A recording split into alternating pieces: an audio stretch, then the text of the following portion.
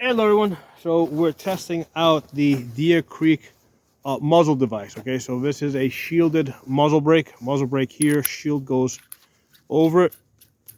We're going to be testing it out with the 308. Okay, and then you get the little blast holes in the front that direct the noise forward.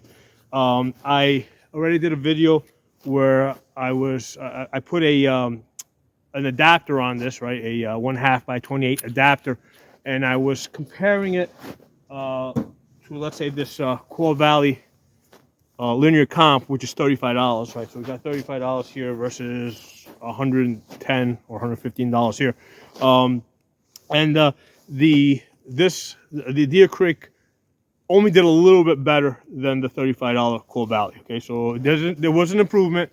The sound was a little bit lower. Okay, the recoil was maybe a tiny bit lower, but in 5.56, there's really very little difference. Okay, in fact, I mean, even when I shoot like just a muzzle brake by itself, and you compare it to the an A2 flash hider, with 5.56, there's just very little difference. Okay, so we're almost splitting hairs there. But what I'm hoping that now is with the AR-10, we're going to see a bigger difference. And the same thing happened with the Badlands. Okay, so I did the same test about a week or two ago with the Badlands. When I had this on the 5.56 gun, I saw very little difference between I saw very little improvement over either the Core Valley or just a flash hider. There was an improvement in the noise, right? But the recoil, really nothing there. So if you haven't seen that video, go check it out. But when I put it on the AR-10, the Badlands made a significant improvement over the flash hider. So today we're going to compare the Deer Creek to the Badlands. Now, in all fairness, Badlands does not market their muzzle device as anything other than a blast forward device. Okay. Now it does have an internal muzzle brake that is actually angled back, and I did ask the company about that, and they said that the point of that is to kind of offset the additional recoil that you would get from directing the blast forward. So they really don't market it as as either a noise reducer or a recoil reducer. However, on the AR-10, I did notice an improvement. So today, we're going to also test out the Deer Creek, okay? And we're going to see how the two compare. Okay, so let's do that now. First, what I'm going to do is I'm going to fire 2 rounds with the Badlands that's on there. I loosened it up, so it's just hand tightened on right now. This way I can do a quick comparison. Hold on, I got to get my earmuffs. Got my earmuffs. Because with this, you gotta have earmuffs on. Okay, so I got earmuffs. I'm not even gonna try and shoot this with the air cushions. When I was shooting it with 5.56, I was using the air cushions to test it. So now with the 308, we're gonna use earmuffs. So let's test it out. First, we're gonna fire 2 rounds with the Badlands.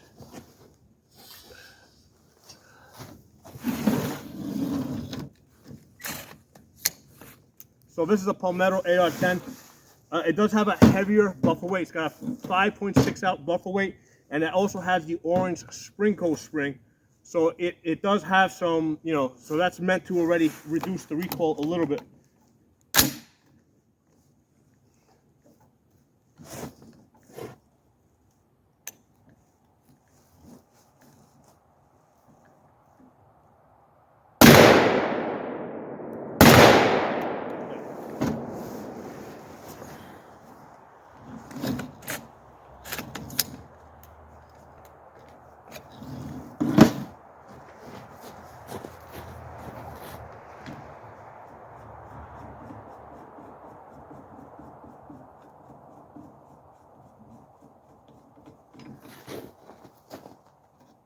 We're going to take the Badlands off.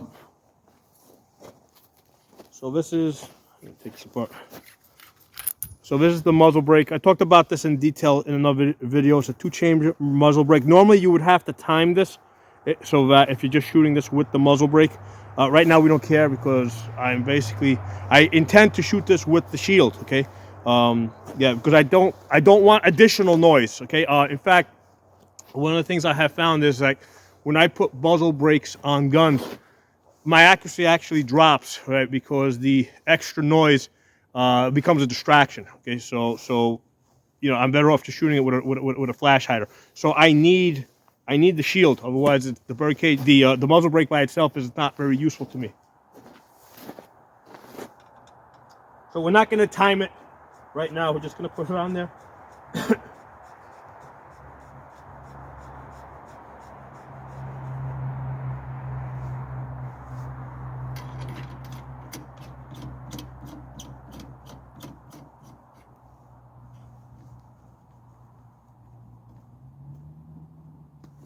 Okay, let's fire 2 shots. Now this is a very smooth table, and when you typically have a bipod on a smooth table like this, it does jump a lot. Because normally what you want to do with the bipod is you want to get prone and you want to lock it, you want to push forward into it, kind of almost lock it into position. You can't do that on a table, so usually with the bipod I'll see additional movement.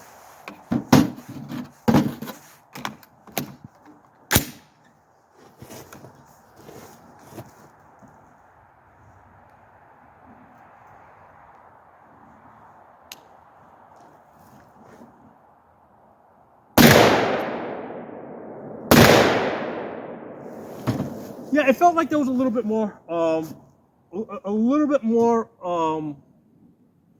recoil reduction. Okay. With the Badlands, it's more open in the front. So yeah, I'm gonna shoot it again. I feel that there was a little bit of an improvement, and with 308. See, here's the thing with 308. This is a gun that I shoot out to 1,000 yards. I've posted videos where with this Palmetto AR-10, I have gotten 1.1 MOA at 1,000 yards. Okay, I think it was like 9 out of 10 shots. So what happens is when you're trying to get on target at like distances like 700 to 1,000 yards, and especially if you're using different ammunitions from every time you shoot, you have to be able to spot your impacts so that you can adjust. Okay, if you get too much recoil, which this gun typically has with just the bird cage on it, I'll take my shot, and a lot of times it'll throw me off target, or too much off target, where I can't spot my impacts. So I'm looking for just a little bit of an improvement there. I just needed to move a little bit less so I can stay on target and be able to spot my impacts so I can make my corrections. Initial impressions is that the Deer Creek kept me on target better. I'm going to shoot this again.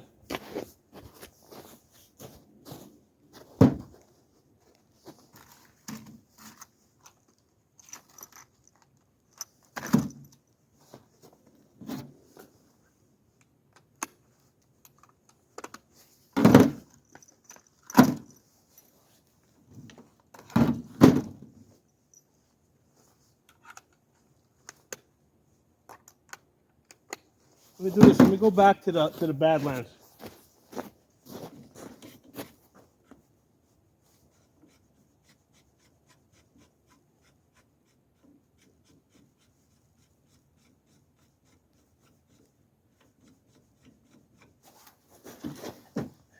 Yeah, that rubber that they put on here on Deer Creek, because they put a rubber that's supposed to be like a spacer, that is absolutely useless, man, because that has basically just jumped over this.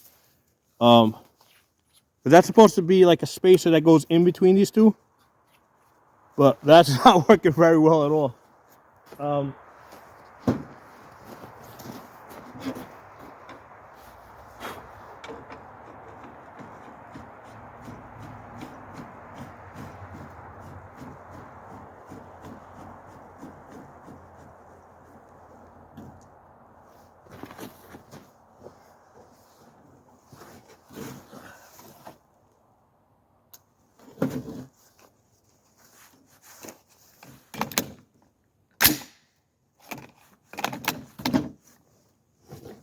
I'm gonna go a little further out. I'm gonna go to 150 yards.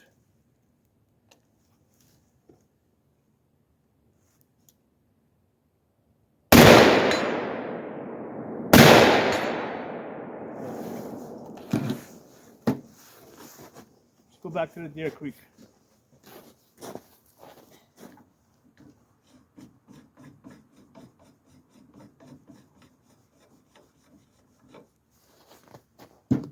I mean, both of these are better than just the flash hider I had on there. And with an AR-10 shooting a 308, just even a little bit of an improvement will help you spot your impacts and make your corrections.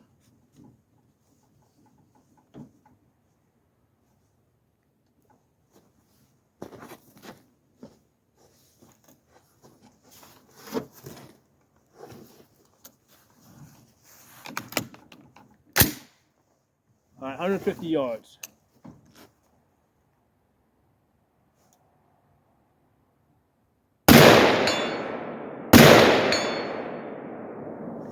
I mean, it's going to move you off target a little bit, but I mean, I think it's better than the birdie cage that I had. I'm going to have to Loctite this on because I can see that the shield, just from the 2 shots that I fired, with the rubber washer, here, bring up the camera. With the 2 shots that I fired, that rubber washer jumps over it, and then the blast shield is just loose. So the solution to this is basically just dump the little rubber washer. That's not helping.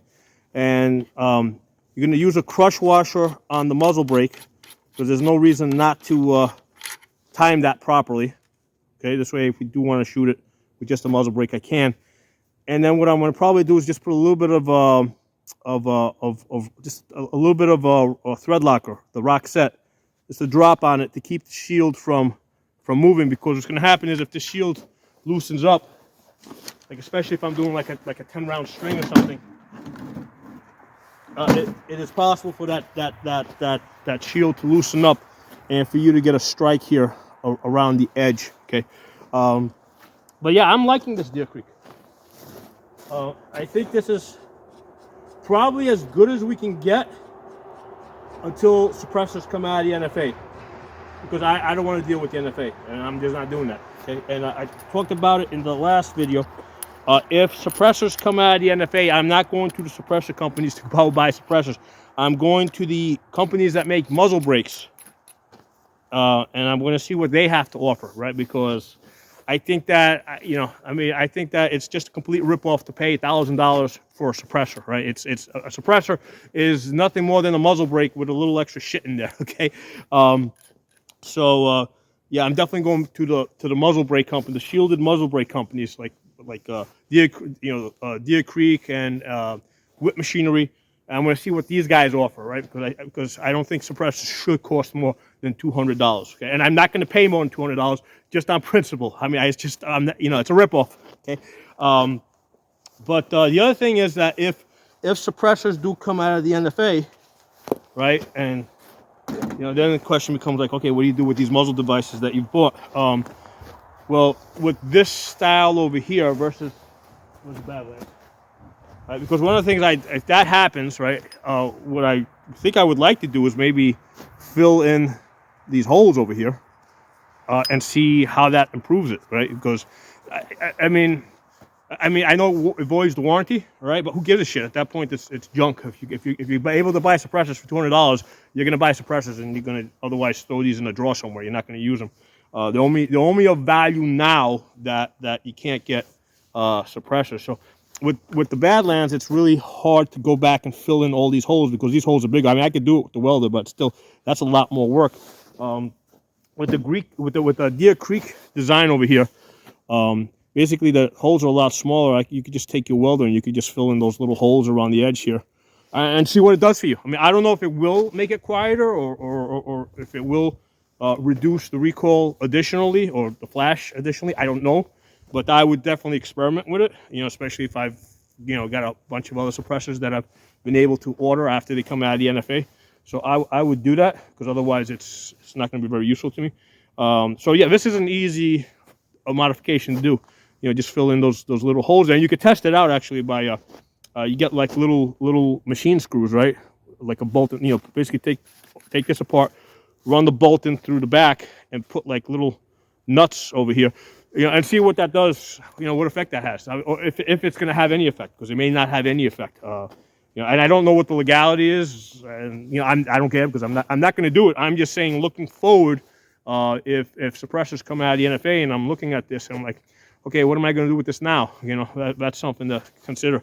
you know, just filling in those little holes there and seeing what it does for you. But yeah, this is gonna go on the AR-10. I kind of like this. And I was, like I said, I was also looking at whip machinery. The thing with whip machinery is that it is longer. Okay, it is also more expensive. It was like $140. Okay, so it's more expensive. It ends up being longer, so I don't know how much of an additional benefit that's going to be. But also the design that has, right? Well, it is a 3-chamber muzzle brake as opposed to the 2-chamber muzzle brake that we have here. I would like Deer Creek to maybe try making a 3-chamber muzzle brake. I would try that. I would get that and try it out. You know, obviously, it would be a little bit longer. I'd like to see how that works. But as I was saying, with the whip machinery, they got a 3-chamber muzzle brake, and then they got the black shield that comes out, but it doesn't come in like this one does with the little holes. It's just open over there. Well, I don't have one here. It's more open. So with that one, because it's so open, basically you gotta get like a stainless steel washer and put that over the top and weld around it in order to close that up. If suppressors come out of the NFA and you're able to modify these things. Again, I don't know, like I don't know if doing this necessarily makes a suppressor, because let's have a quick discussion about what is a suppressor, right? Because the suppressors are not specifically defined, or silencers as they call them in the NFA. Silencers are not defined by how much noise reduction or how much they actually change the performance of the gun. They just refer to them as silencers. So to me, that makes me say, okay, a silencer is a very specific patented item, right? The same guy that invented the muffler that goes on cars, right, and got a patent for that. He also invented the so-called silencer and got a patent for that. So to me, it's like, unless you're copying that exact design that's in the patent, you're not making a silencer. You're not making a silencer that is referred to in the NFA. Okay, so since NFA doesn't talk about performance, yeah, what's a silencer? Go back to the original patent. Whatever that picture shows, whatever that design is, that is what the NFA covers, and that's it. Okay. However, I'm not in the mood to get into a fight with the government, so I have no intention of doing anything until they come out of the NFA. It's just not worth my time, not worth the hassle, not really, quite honestly, not really worth the benefit, right? Because if it was really worth the benefit, I would have paid the $200 tax stamp. I would have, you know, paid the $1,000 for the, you know, for what they charge. But I don't think it's worth the benefit, so I'm not doing any of that. But for this, for the $120 that it costs to get shipped to my house, yeah, there's a little bit of a benefit here. There's a keeper. All right, we're going to keep this. This is good. All right, so thanks for watching. Drop some comments. Let me know what you guys think. Talk to y'all soon. Hey, everyone. I just finished attaching the muzzle brake with the crush washer, and then I put the blast shield over it, put a little bit of Roxette on it, and I had to re-zero it because there's going to be a slight impact shift anytime you change the muzzle device here. So on this Palmetto 20-inch AR-10, I was showing the Freedom Munitions. I got a nice 4 out of 5 for 1 inch at 100 yards. The 5th shot blew off. That opened up the group to 2 inches, but that's going to sometimes happen. It could have been me, could have been the ammo, whatever. But what I did is I pulled out my 16-inch AR upper. Okay, so they share the same lower. This has the standard A2 flash hider on it. Okay, so I wanted to see how it would compare, which is what this one originally had. And holy shit, man, what a fucking difference. I mean, I'm shooting this thing, and you are with now these Freedom Munitions, they're hot. Okay, these are the concussing the shit out of me with the bird cage. So these are the 150 grain Freedom Munitions. These are pretty hot loads. They come in at about 2,800 feet per second, a little bit above that, like 2,500 foot-pounds of energy out of the 20-inch barrel. Out of the 16-inch, it comes in somewhere around 2,350 on the energy. So these are pretty hot loads. And using these Palmetto uppers, I've gotten like 1-inch groups a bunch of times. With this 20-inch here, I got 1.10 MOA at 1,000 yards for 9 out of 10. So anyway, I had finished zeroing in the 20-inch, and I said, hey, let's put the 16-inch on here with the bird cage, right, and see how that feels. And man, it is like concussing the shit out of me. It's like, it's not like I'm even feeling it here. I'm feeling it up here, you know, like even with these earmuffs, it's like you feel like you're getting punched in the head, man. What a difference. I'm gonna shoot 5 here and 5 here on the camera. But yeah, it makes a difference. I mean, I tell you guys the truth. After going back to this bird cage, I'm pretty sure I'm gonna want to get another one of these and put on this one. And the nice thing here is that, like with the bird cage, it comes in at like 1 inch and like 3/4, like just underneath 1 inch. I'm sorry, just underneath 2 inches, right? So it's 1 inch and 3/4. It's just underneath like 2 inches.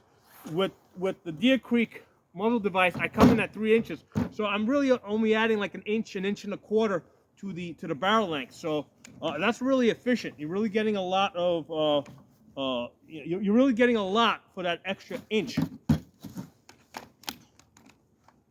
Okay, so we're shooting 100 yards. We're gonna shoot 5 rounds of this Freedom munition.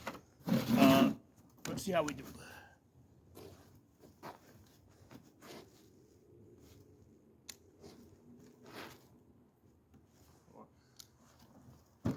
It's a little bit higher.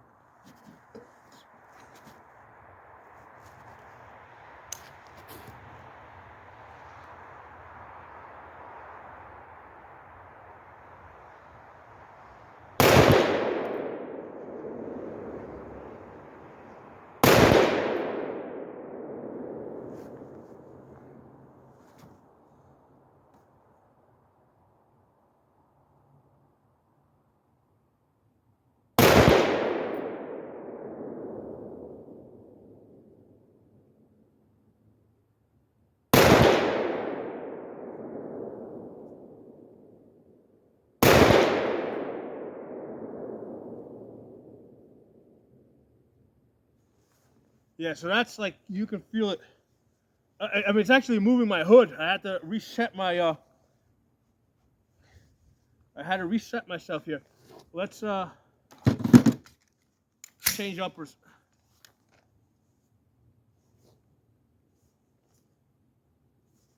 So one of the things, like if you got like a lot of recoil, a lot of felt recoil, and specifically a lot of noise, it's a distraction, you know, and it does throw off the shots. That's one of the reasons why I don't use a muzzle brake, like a plain muzzle brake, because I find that if I have a muzzle brake, I shoot worse with it. I've got snow on my glass, you know. I shoot worse with a muzzle brake than with just a bird cage, just because that extra noise distracts me.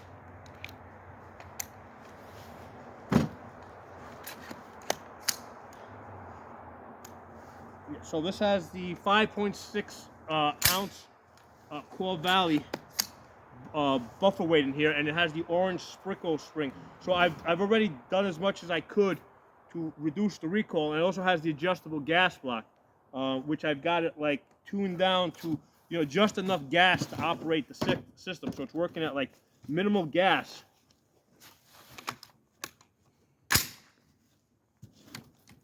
All right, let's see how we do with this.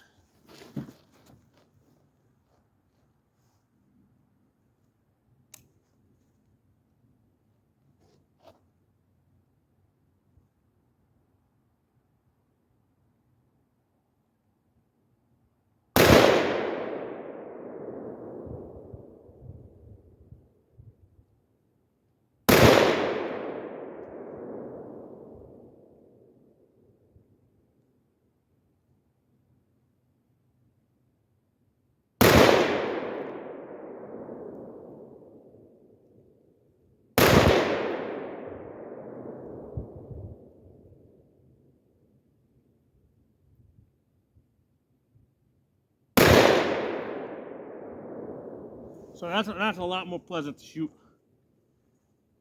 That's a lot more pleasant to shoot. Yeah, I'm gonna want to get that muzzle device on this. It's just not beating you up, man. You don't feel like you're getting punched in the face. And again, the gun's not impacting. the recoil is down here, and it's not like I'm feeling it here. It's just, it's probably more the noise than anything, right? Because the noise is like concussive. So even though it's not hitting you in the head, the sound wave is still kind of like beating you up a little bit. Let me go take a look at that.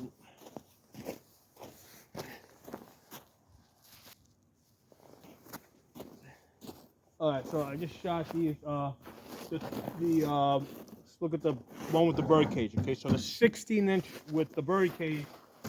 Now here's the thing: it's shit weather. It's cold.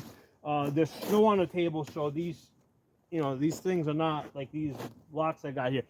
I mean, they're not like super steady. So I had hit 1-inch groups at 100 yards with both of these rifles. So I'm not gonna do that every time. Okay, so with the 16-inch with the bird cage, okay, the group came in at 5 shots, came in at 2.5 inches on this Palmetto AR-10, and usually I take the best 4 out of 5. So if I take the best 4 out of 5, let's see what we got. 2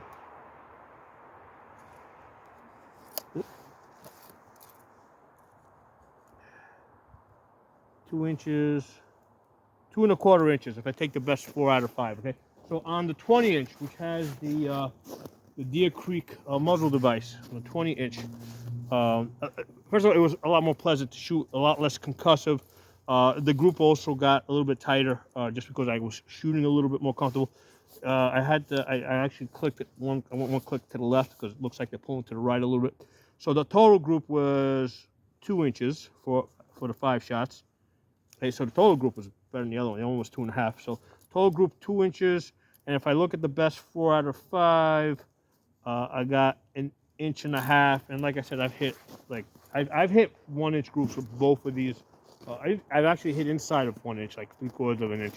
I don't do it often, but I have hit it using these Palmetto uppers and this Freedom munition. Okay, so I'm gonna tell you guys, I'm pretty happy with this muzzle device, right? Because this adds like 3 inches, and it's pretty compact.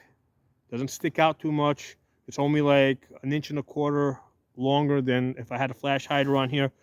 This is pretty efficient. You know, this is very efficient, and it's definitely more enjoyable to shoot. And my conclusion, right, is that I want to put that muzzle device on my 16-inch as well. Okay, so I'm not going to take it off that one at some point. I mean, it might take a couple of weeks or whatever, but I'm just going to get another one, and I'm going to put it on here because it produces results. I mean, there's improvement. And here's the thing, like a slight improvement in the noise and the concussion with 308 really increases the enjoyment of shooting it. Okay, so I think it's worth it. So drop some comments, let me know what you guys think. I'll talk to you all soon. Hey everyone, it's starting to get dark, so I want to do a muzzle flash test. I'm just curious what it looks like. So I'm going to test both the Deer Creek in the 20-inch and also the flash hider in the 16-inch, and we'll just compare and see what it looks like. So first I'll do the Deer Creek.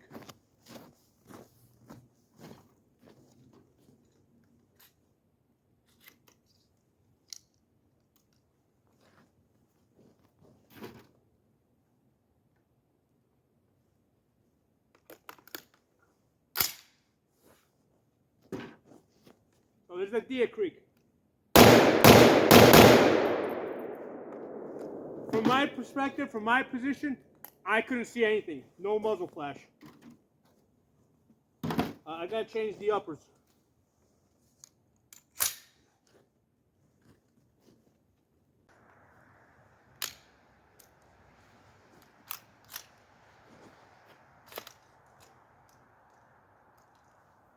Okay, so there's the flash hider now. The 16-inch with the flash hider.